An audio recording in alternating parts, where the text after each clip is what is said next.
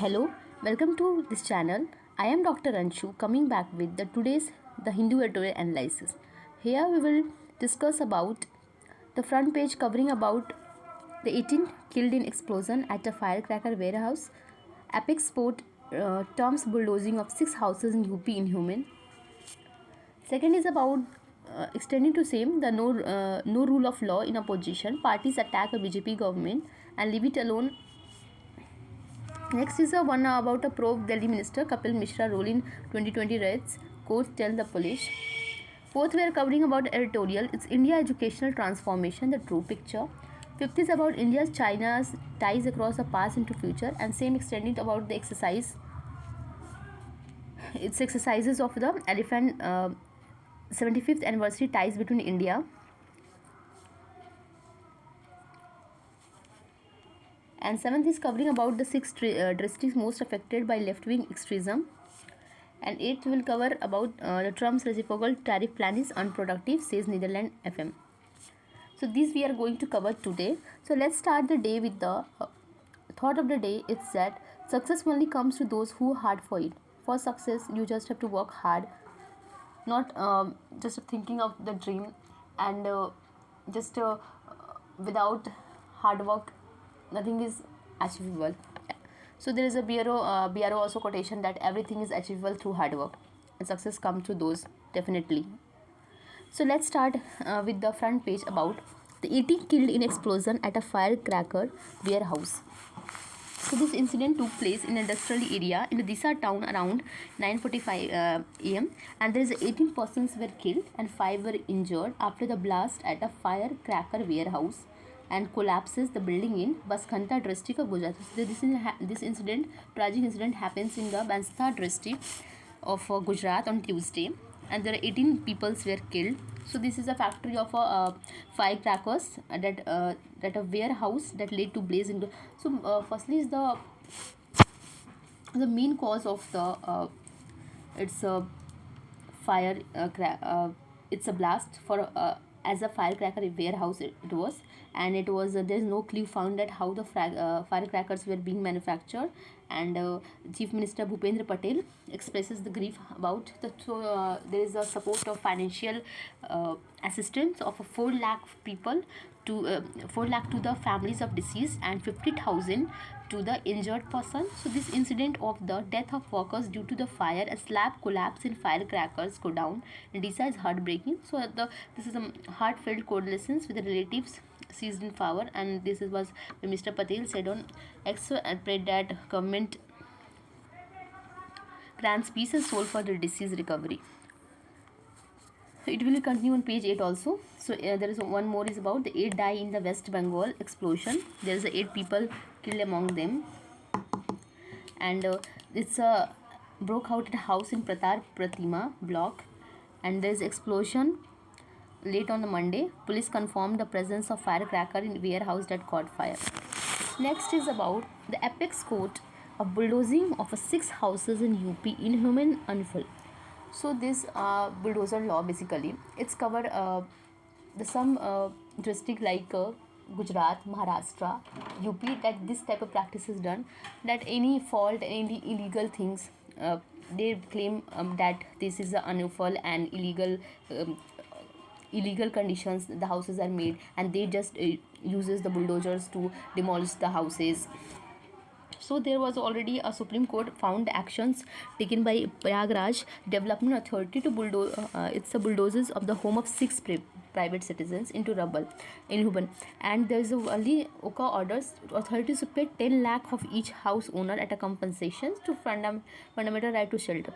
So it's about not only a 10 lakh compensation can't be enough for them to make their house own that was built in years of their a person make a house in the year of their life of their hard work. Making a house is not easy in today's era. So and demolishing the house just for neither giving a proper notice about him and just saying that it's illegal, and so this was unauthorized way. So the already the benches of Justice Oka said this is a illegal demolition conducted by the Development Authority in a 2021 has shocked the conscience of the top courts. So the court remained the authority that the rule of law still existed. The mental right to shelter was a basic feature of constitution. And the court ordered after it realized that it saw notices were shoved on house owners in the house for registered post but only affixed on their properties. So this affixing businesses must be stopped. Like these shocks consciousness residential premises for appliance have been highly handedly demolished, and there is something called right to shelter, something called due process. So it is also under in the past also the exception against the past of noticing the section 27 of Uttar Pradesh of urban planning development. Urban Planning Development 1973, where Section 27 governed the demolition of unauthorized structure, and the sections, what sections are implemented? It's Section 27 and 1 states that structure in violation of master plan without approval, the development authority may order its demolition after providing the owner reasonable opportunity to show cause. Next is the no rule of law in UP. Opposition parties attack BJP government over illegal demolition state.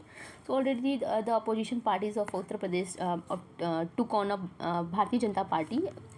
It's the government on the its bulldozer drives. Hour after Supreme Court has castigated the state government about the Prayagraj development, this is an inhuman and illegal practice.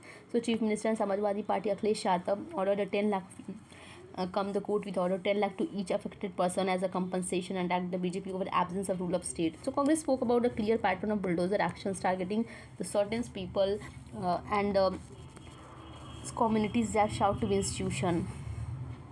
So it's the emotional damage for every person. Home is a name of sentiment. When home is demolished, the damage to sentiments can be undone through money, and it's about the bulldozer law, that how it is. There is also already a two order earlier in the two judge Supreme Court benches stated illegal demolition conducted by Prayagraj Development Authority has shocked the science of top court. So now finally they after the so much of the long road, now the people are getting their compensations about the illegal bulldozer actions. Next is leave it alone. So there is a any changes in Greenland status must come from the choices of residents. So it's about the Vice President J.D. Vance recent visit to Greenland, and he reformed that United States of President Donald Trump planned to assert the control over Arctic Island. That was blunt demonstration of American power to strategically vital territory inhabited by 56,000 people. So the visit drew the sharp disapproval from Greenland local leader and Danish government, which retained the sovereignty over island. So it marked like a new low in U.S. Greenland relations. They are dominating the Alaska region basically.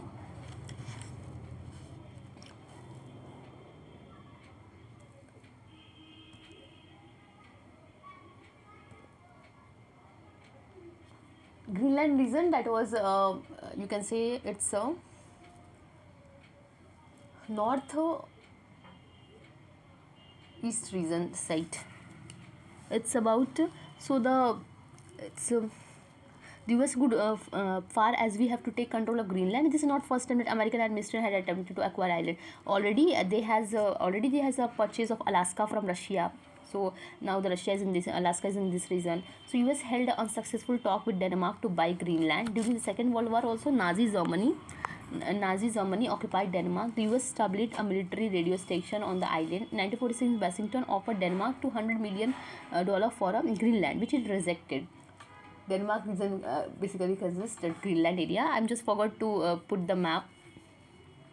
Now, the second time he is aggressively pursuing the idea undirected by the strong opposition by both sides of Atlantic. But the Greenland is today different from Greenland of 19th even mid 20th century. Once the Danish colony, it was formally incorporated with Kingdom of Denmark in 1953, and its poll indicating 80% Greenlanders support in a full independence. In another survey, 85% populations. It's 85% populations oppose that Greenland is rooted to geopolitical calculation. As the climate accelerates, Arctic ice melt, region is becoming more accessible for navigation, resource extraction. So they have advantages. That's why they USA wants to buy that Greenland area by offering them $100 million for. The proposal was rejected by them. because they are strongly their people strongly have that 80% Greenlanders supporting the full of independence. And as the climate change accelerates, Arctic ice melts. The region is becoming more accessible to navigation resources. So only 5 countries direct access to Arctic seabeds: Canada, Russia, Norway, Denmark via Greenland, and USA via Alaska. So Russia already maintains strong military presence in the region, and Washington sees a control on Greenland as a way to expand Arctic claims and behavior of bygones empire. And US should also respect the will of people of Greenland. Any changes in the island status must come through the democratic changes, through the external pressure of geopolitical gameship.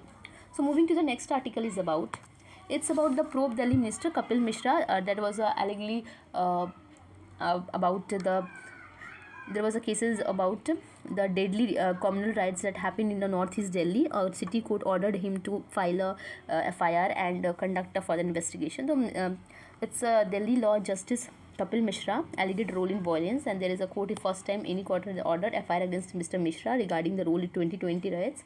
So there was left 53 peoples and 700 injured there.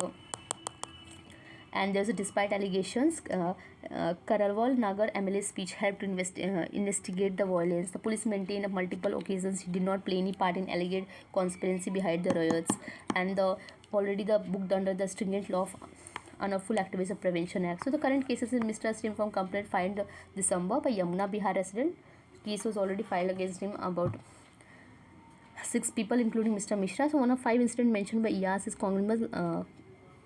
cognizable offense found against Mr. Mishra is one of them, and court added complaint found to be untrue for Delhi police, and these are the allegations too. So next is about the discussion articles about the counter answer of the, already we have covering from last 3 days. We are covering the editorial on the educations, like how education was after 2014, how the education, what are the national education policy changes 2020, where the yesterday article is about education education's policy, what are the changes, where we discuss about the 3 C's. The article is about from written by the Sonia Gandhi, and today the article is about the Indian education policy, which is a counter answer of her article by Dharmendra Pradhan, Indian Education Minister. So he was talking about the education's policy and changes before 2014. It's about 1968, and then what are the educations that was lacking there, how, and comparing to the 90s and today's, he giving a that role for the past policies about the focus of empowerment and the changes. So let's have a discussion and detailed analysis about it. So it's already it has been argued that education system in India has veered off its course last 11 years of Narendra Modi government. In fact, nothing could be further from truth. The country witnessed a monumental neglect of education system by previous government, deeply aware of the unpleasant truth. So he was basically giving the answers of her editorial. So while the nations across the world reimagined education and remained trapped in a time of capsule, which a last major policy updated in 1986, and which was marginally amended in 1992. Firstly, just giving a brief introduction about the education. It's a static portion, that how it is how it was prior. It is a state list, but it changes to concurrent list by the 42nd Amendment Act, and DPSC, and by DPSP 86 Constitution Amendment, which enables to the compulsory elementary education from 6 to 14 years of age. And now education list is concurrent. Education list comes under the concurrent list. So these are all. So here the past policy was like the corruption, governance deficient, were defining the features of country's educational past. Public universities were systematically starved of funds. Unregulated private institutions mushroomed into degree mills. Those who offer from selective amnesia need to be reminded of infamous deemed university scandal of 2009. Like university grant status was granted to 44 private institutions without proper evaluations. And the University Grant Commission and All India Council for Technical Education become an instrument of control rather than enabler excellence. It's also the appointment of leadership in the universities based on political loyalty. The textbook deliberately downplayed the contribution of revolutionaries such as Shahid Bhagat Singh, Chandrasekhar Azad, Veer Savarkar, and other, while portraying the uncomfortable historical truth about the foreign invasion. Historical narratives were carefully curated to sever the partisan interest. India's diverse cultural and textual traditions were systematically marginalized. So all these are contributed toward creating an education system that remained disconnected from India's glorious past and devoid nationalism. So how the NEP 2020 is represent a decisive break from inglorious past. It is a product of extensive democratic consultation, India's political history. So it is based on the five pillar of axis. What is the axis talking about? It's about equity.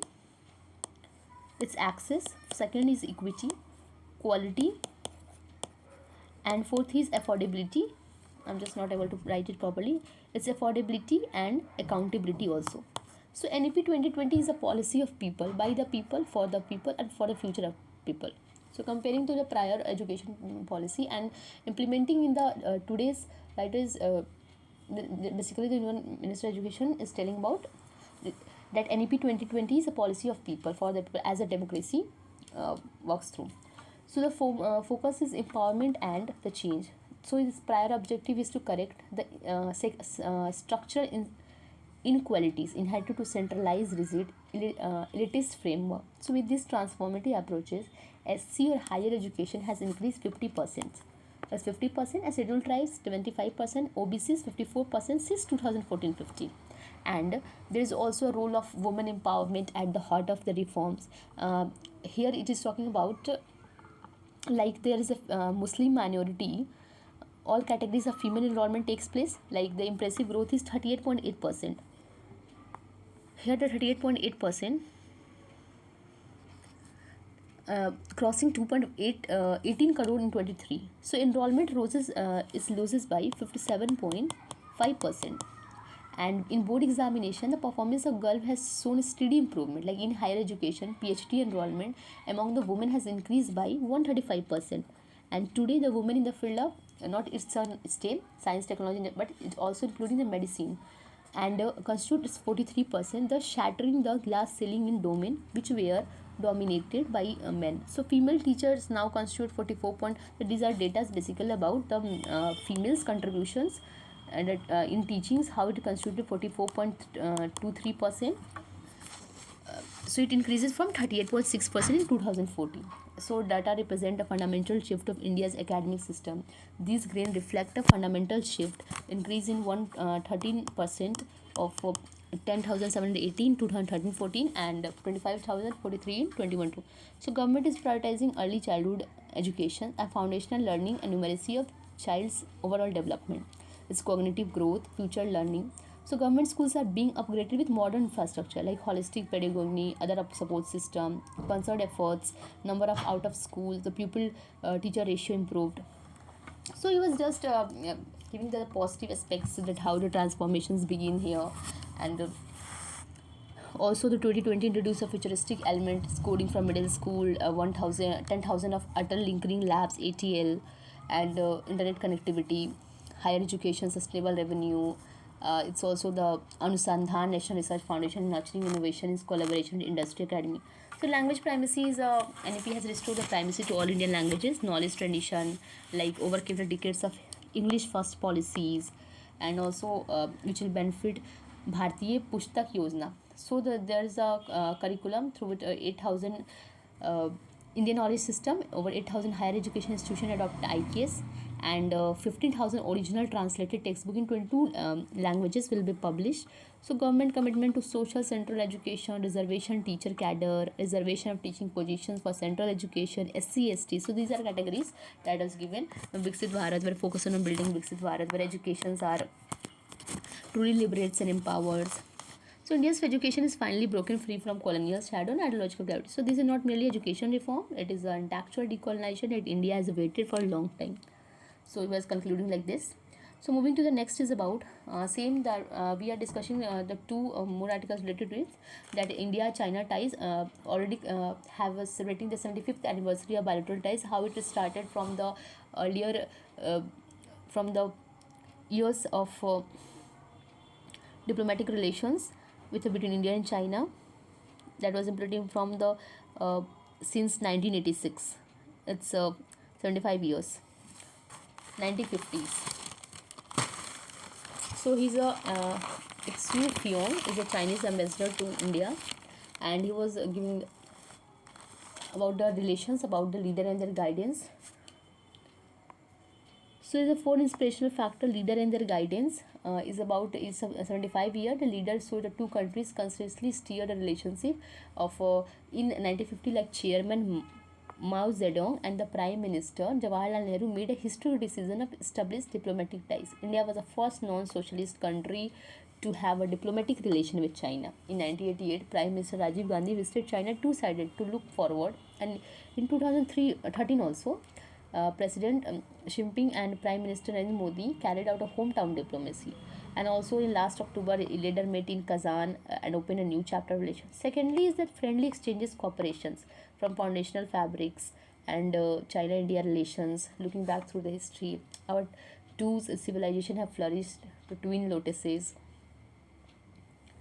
and Sir Dr. Contis have become a timeless emblems of China-India friendship, and cooperations of education, tourism, field expanded continuously. How Rabindranath Tagore and Dr. Kanti were timeless emblems of China-India's relation.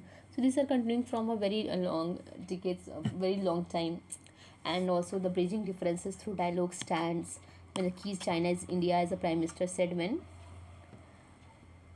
two neighboring countries exist, occasional disagreements are bound to be happen. So even within the family, not everything always is perfect. But our focus is to, so they have Narendra also said the positive points about, because we are already sharing the border or China, we have to maintain a good relations with them, and uh, China is also maintaining a India good relation, because for USA, for against USA, he can like reach anyone. So you can't trust on USA like country, and but it's still we can maintain a good relations with China.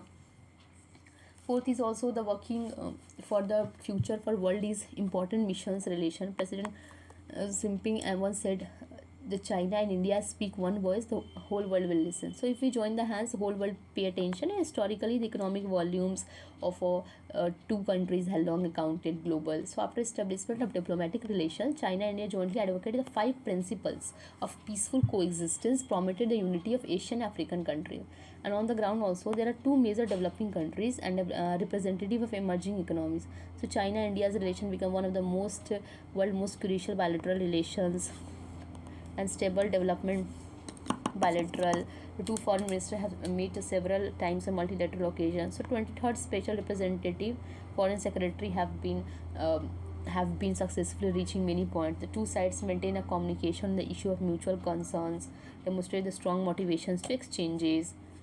And what are the steps and for Beijing and New Delhi to take? So first we should build a healthy and stable relationship. Like both sides should be adhered to strategic judgment made by two leaders. China and India development. India and China the partners in rather than rivals. Second is that we should develop a mutually beneficial relationship. Both China and India are at a critical stage of a national development and revitalization. So it is common goal to develop China's actively promoting high quality. Third is that we should forge the internationally cooperative China-India relations. As important, global South China India have made it responsible to jointly safeguard the legitimate rights and interests of developing countries. So they should also promote an equal and orderly multipolar world through universally beneficial exclusive. So it is believed that a strategic guidance and leader of two countries and with the joint efforts of people from walk of life, China and India will have moved forward steadily along the path jointly achieving and promoting the building of community with a shared future. So these are the points uh, relations made by the Chinese ambassador of India regarding the India. So next is about related to same about the meeting of Jinping calls for an elephant dragon tango on 75th anniversary ties in India China. So there is China India relations where the Jinping on Tuesday underscored the partner relationship between two countries for mutual achievement and dragon elephant tango to solve their fundamental interest. So there is a counterpart Draupadi Murmu, Ali Kwang, Prime Minister Narendra Modi, and counter congratulatory message to mark the occasion of Chinese Foreign Minister announced here. So in message, Mr. Murmu said that stable, predictable, friendly bilateral relationship would benefit both the countries, and also what is the mutual interest here? It's it's that China and India relations demonstrate it's a right to choice for India to be partner for mutual achievement like dragon elephant tango, which fully serves the fundamental interests of both countries. So it was not quoted as saying, so it was on both sides to view the handle bilateral relations, term perspectives, and also to take to anniversary to an opportunity for enhanced strategic mutual strengthen to cooperations in a various field and coordination in major international affairs. So moving to the next is about the six districts most affected by left-wing extremism. We already discussed about the it's LWE, and also the most areas that mainly consist of the Chhattisgarh area, Maharashtra, West Bengal. It's where the most groups are good for. So here it's about the corridor, the red corridor in the country. The number of the district that most affected by left wing has reduced to 6 from 12, and it was said by Union Minister Amit Shah. So in Twitter he said that Sasakt, strong, Surakshit, safe, Samridh, prosperous Bharat will be ruthless approach to Naxalism and preventive of the development, and Bharat is determined from Naxalism for good by March 31, approved for the target is given to the 31st March. So according to Home Minister, that it was a number of districts affected by nasal was reduced from 18 to 18 from 38. It was earlier it was 38. So it is reduced. How it is reduced from 12 to 6, and 17 areas already been reduced from 17 to 6.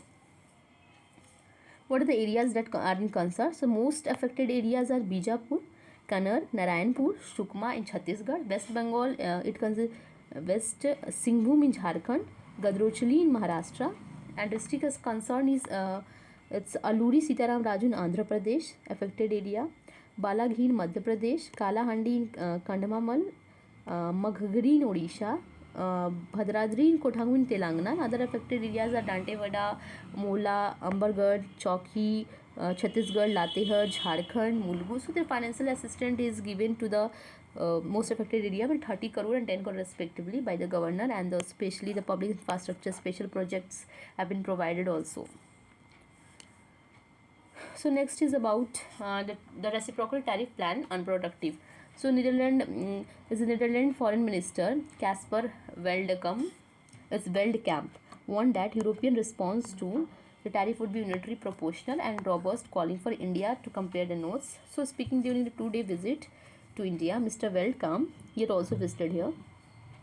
So it's a tariff would be unproductive and also would give an inflationary impact on US economy. So it is important to compare the notes between EU member and India for these matters and the trade talks here. Like he announced that he will watch closely in India and already talks with US for a high bilateral trading agreement, and it is expected to push India. So Dutch Foreign Minister held a meeting as External Affairs and Ajit Doval shared a member of Trade Investment Defense. So these all are for today. Let's have a summary and ending this session. First page is covering 18 killed in explosion, firecracker warehouse, apex court term, bulldozing 6 houses in UP inhuman. Second is related to same about the bulldozer law and position attack the BJP government over illegal demolition, and next leave it alone. Third is about article covering about the Delhi minister Kapil Mishra role in 2020 riots. Fourth is editorial were covering the detailed analysis about the India's educational transformation, and same is about the US-China relation bilateral agreements and 75th anniversary, where it is we'll discuss about the detail. Seventh is covering about the 6 district affected by left-wing extremism, how it is reduced from 12 to 6, and 8 is the Trump reciprocal tariff plan. So these all for today. Tomorrow will come with a new editorial. Till now, thank you for staying till the last, and if you were new to my channel, just visit us and give me feedback, suggestions, subscribe to channel for the further updating Hindu editorial analysis. So thank you for today. Stay well, study hard, and thank you.